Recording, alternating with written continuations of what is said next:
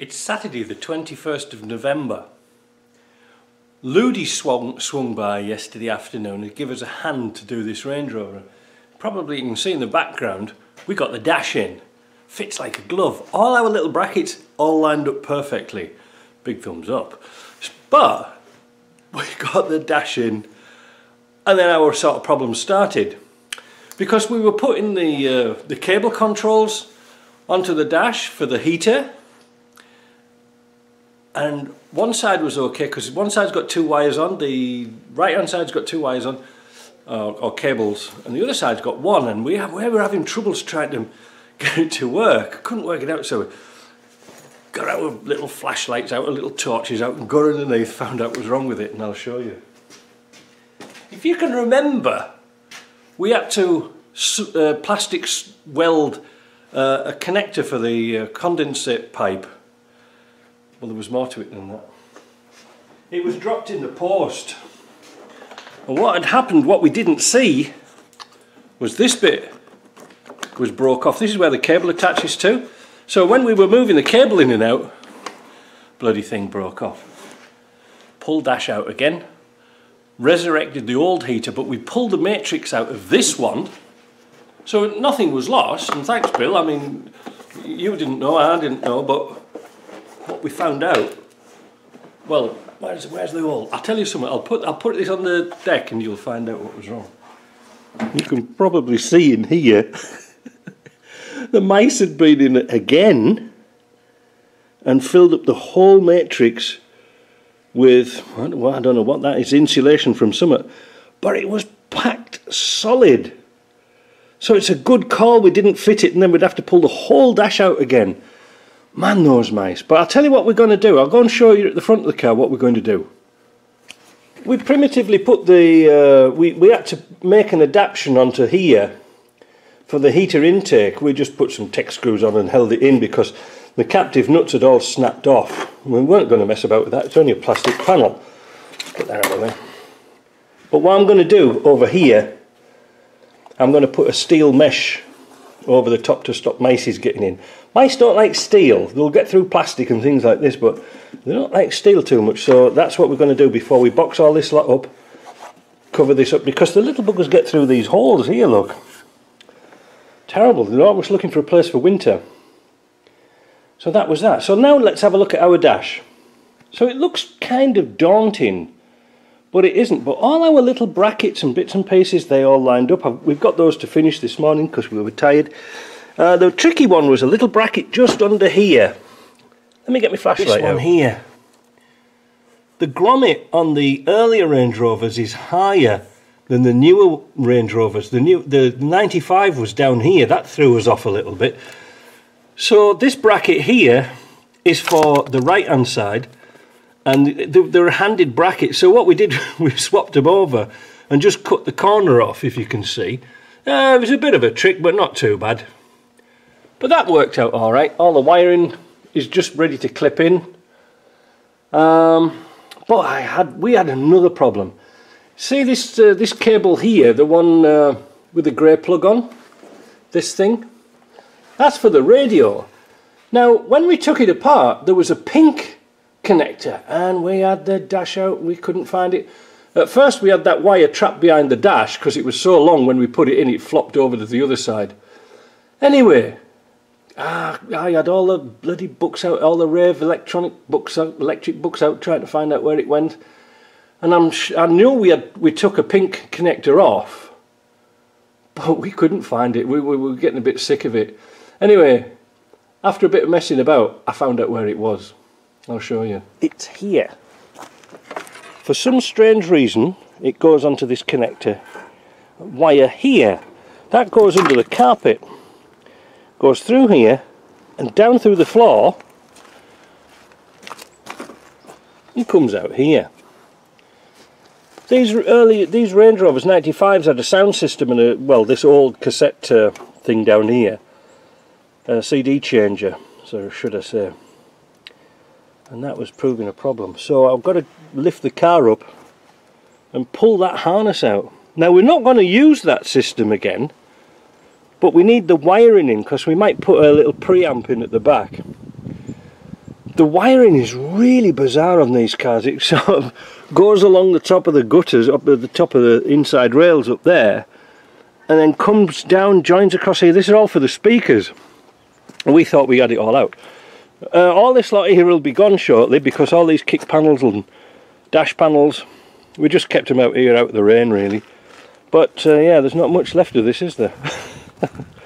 But anyway, that's my job for this morning. Get that wire out and get ready to put this dash back together. Yeah, so what I've got to do is route that wire under the carpet up through the dash before we can assemble anything here. You have to do things in order, if you see what I mean. Otherwise it's not going to work. But I'll tell you something, it's going to look smart with that dash in. It really, I mean, I was a bit discouraged at the beginning, but now it's coming on. Now, you can see we've put the carpet in, but we had to put the carpet in because the carpet goes under the heater. So, you know, you have to do things in order. We've got a few bits of dirt on it, but that'll vacuum out. It power washed off really nice actually, but we'll give it a good cleaning later. So I'm going to get on with that. Put the dash in. Actually, we found there was a second dash in my container that's only got, I think it's only got about 67,000 miles on it. Well, seeing it's a rebuild, I don't see any reason why we shouldn't put it on. Yeah, 67,000. So we're going to put that one on. It'll fit the same. But it looks kind of wiry, but it's not as bad as you think. It's not as bad. Everything just clips in together. One thing I was going to say, in the manual it told us to take off the heater panel and all these wires out of here. There was no real need, because that's most of it is all self-contained in the dash. I don't know why they told us to take all that lot out. Anyway, we did it, and now we've got to waste our time putting it back together again. So that's what we're going to do. Well, me and you, we'll do it together, eh? Let's see you later. We will get the steering wheel in today. Oh, I've got to try and get the steering wheel off, haven't I? Oh, bugger. That's going to be a challenge. Right, back in a bit. I had a really good day yesterday on this car, on the Saturday. It's now Sunday afternoon. And Ludy's going to just pop down for a couple of hours so we can get this car on the lift, so we can change the wheels and put the exhaust on. But I need a bit of a push, because we've got so much clutter in here we can't move, because we brought all the boxes in from both cars to see what we needed. Yeah, everything yesterday went tickety-boo. Lots of things I'm going to show you in a minute. Might be interesting, might be just boring, might go and watch Coronation Street, something like that. But when we put the harness back in, didn't realise when it came to the fuse box side where the actual wires go. Well, we not mean where they were laid out, if you see what I mean. And we couldn't work it out because we didn't have the dash in, which had lots of corresponding bits and pieces on. So consequently yesterday I'd worked out that we'd put the wires going to a little sub-relay box the wrong way around. So by 3 o'clock I quit this because my back was killing me. I was under the footwell trying to move all the wires around. That was a right pain. But it's done. Now the good thing, all the nuts and bolts and everything all went together. You know, they all lined up. We didn't have to file holes out or anything like that. So it was a good shout to put that dash top metal piece in. It was a lot of work to do, but by gum, that's where everything sort of bolts onto. So really needed that. And also the little plate that goes, if you remember, it went across the top of the tunnel, that supports the bottom of the dash. That was fine. We had a little bit of fun, like I said, with the brackets on the side. No, nothing, no great mountain to climb there. What else? Well, let's have a look round. One of my biggest problems was getting the steering wheel off. It would not budge.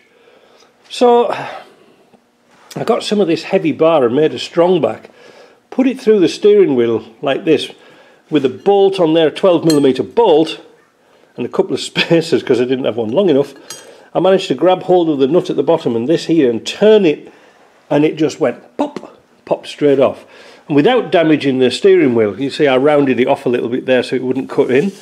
Worked lovely. That meant that we could put the steering on good thing too, because this unit here, this connection, this is off the 1991, and I don't know if you can see here, but those joints are seized solid.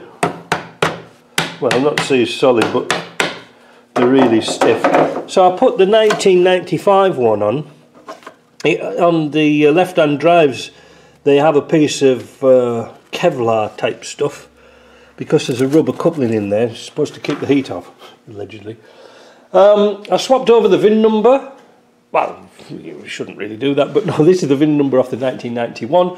Originally, it went down here, which is okay. We could pop rivet it back on, but you can see there's two little legs on it. Well, you can see where they'd snapped off. So the problem was, if I put it back on again, the VIN number would be so far inside you wouldn't be able to see it. So I just simply took the original VIN plate off here with a little drill, just drill through these. Because you see, if you look at these pop rivets here, they're not regular pop rivets, they're actually marked like anti-tamper. Well, you can get them off. And then just simply epoxied it back on. So when this is all back together again, it'll look quite good. I was a bit disappointed with this bit here. I think I might just put a little bit of epoxy resin and put a weight on that before we put the dash back on. You know, because it is sticky outy a bit. I don't know. I just noticed it a while ago. It's supposed to go in, but I don't know. We'll see. I was hoping it was like on a disco where the dash came up here, but you can see everything. So that's that done. I actually found the wiper motor that I was looking for. So I swapped the motor over, but kept the 91 linkages because they were all rust free. And you can see I haven't quite connected them up yet, because I have to set the wipers in motion and they have to go to park. And when they go to park, this will be completely horizontal, and then I can put the arm back on, and so that the wipers are going in the right place, in other words.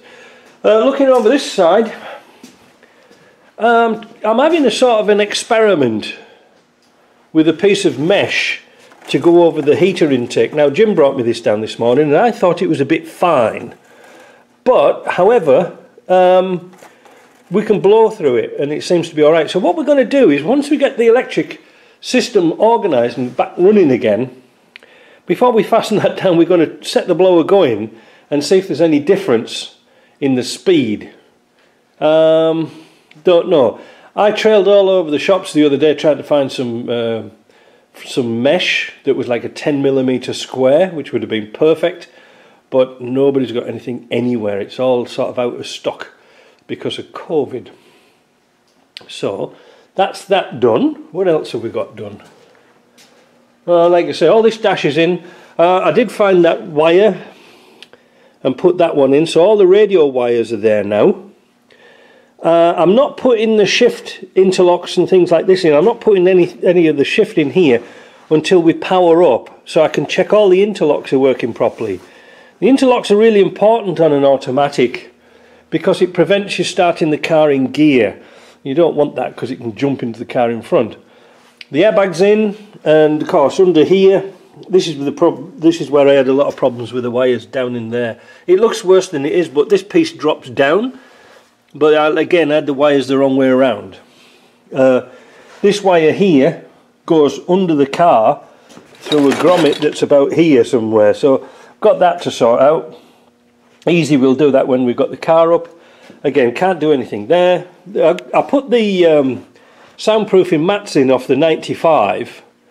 You can perhaps see in the corner there, I've got the speakers to put in the top. But I put the soundproofing in because it was so much easier on your knees when you're passing all the wires through the roof. Not much fun.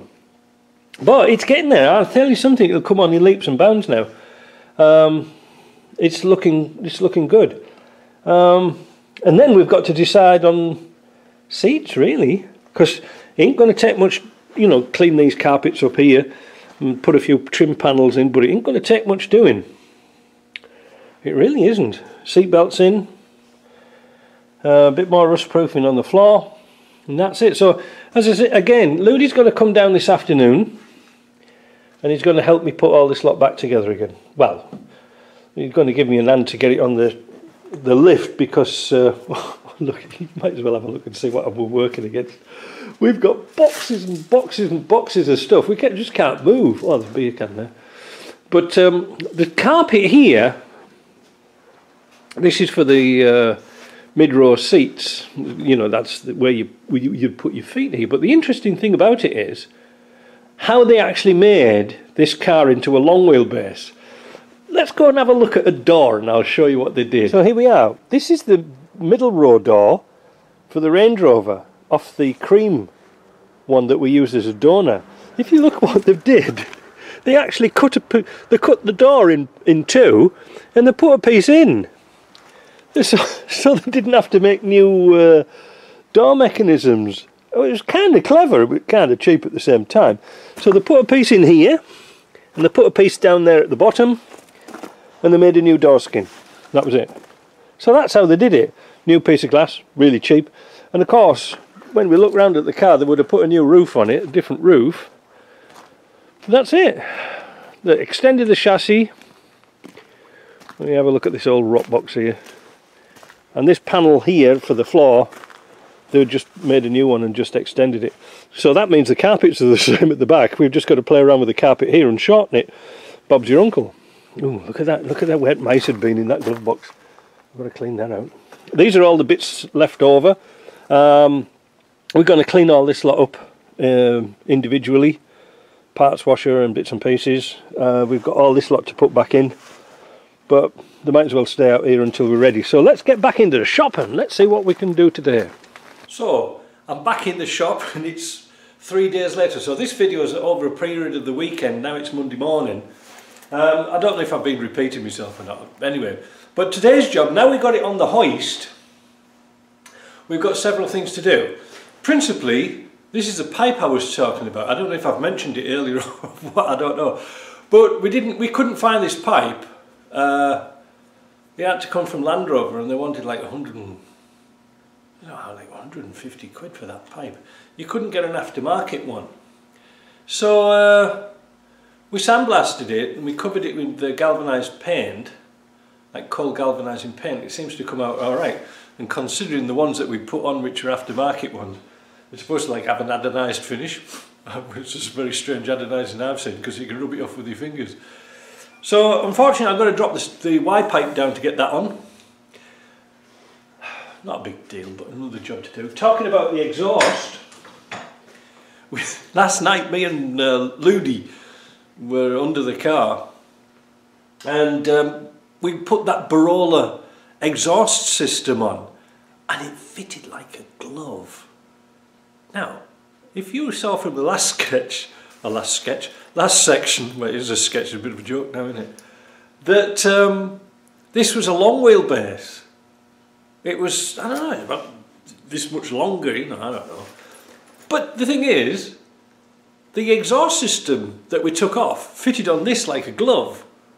But it should have been shorter because just as we were putting it on, I said, oh, Ludy, it's going to be too bloody long. We're going to have to cut a bit off and join it. Bugger. Anyway, we fitted it, so I've come to the conclusion what they did was fitted a short wheelbase exhaust system onto a long wheelbase. So that was a bit of joy. That fitted nice and everything bolted up nice. Like I said, pipes are going underneath. Wiring today. It's raining outside, but it's not that cold, which is a nice thing. The brakes I've just done a shout out for because I'm stuck for one little part, and if I know they can't get the little rubber seal, then I'll just order new calipers for the front. The back calipers are rebuilt, they're good. All the oils and axles are all, axle oils have all been changed. I must remember to fill up the automatic transmission fluid.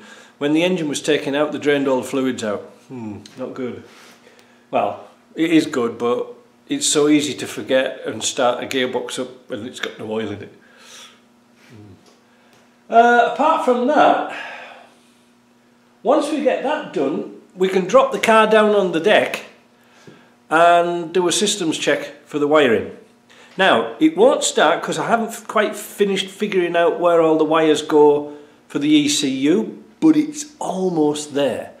It's almost there. So I must admit I have a bit of jiggery pokery to do with the wiring, but the connectors are in, it comes through the bulkhead, I'm happy with that, but I can reach inside and solder new wires on, so that's my job, provided I don't get sidetracked again.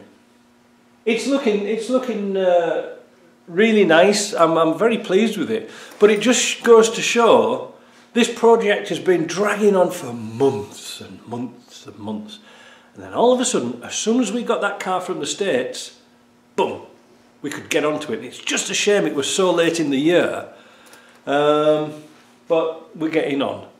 So that's the news, that's what we're up against. That's what we're up to, not up against. And yeah, we should see some progress with this very quickly. Lots of little brackets and bits and pieces to fit. Oh, and another thing, the seats. I don't know if you remember from the beginning of the video when we brought the cream one in, the seat bases were torn. I don't know how we're going to do that. I had a word with Jim yesterday and we were talking about finding some cream leather very much similar, either that or stain them the same colour. I really don't know. I'm going to have to talk to the owner and see what actually she wants, because, you know, like the back seat's perfect, the backs of the front seats are perfect, but the bases are a bit knackered, and trying to find the same ones in an unknackered condition is going to be kind of difficult. So Jim's prepared to pull the seat apart and stitch new panels in. That might be tricky trying to get a colour match. I don't know, I'll have to have a word with the owner. Anyway, that's it. I'll bring an update, but once this is in here, we've got to get the window in before we put it back outside again. So before we put the window in, we're going to make sure all the electrics work, well, 90% of the electrics work, and then we'll be okay, because the last thing we want to do is start pulling that dash out again. See you later.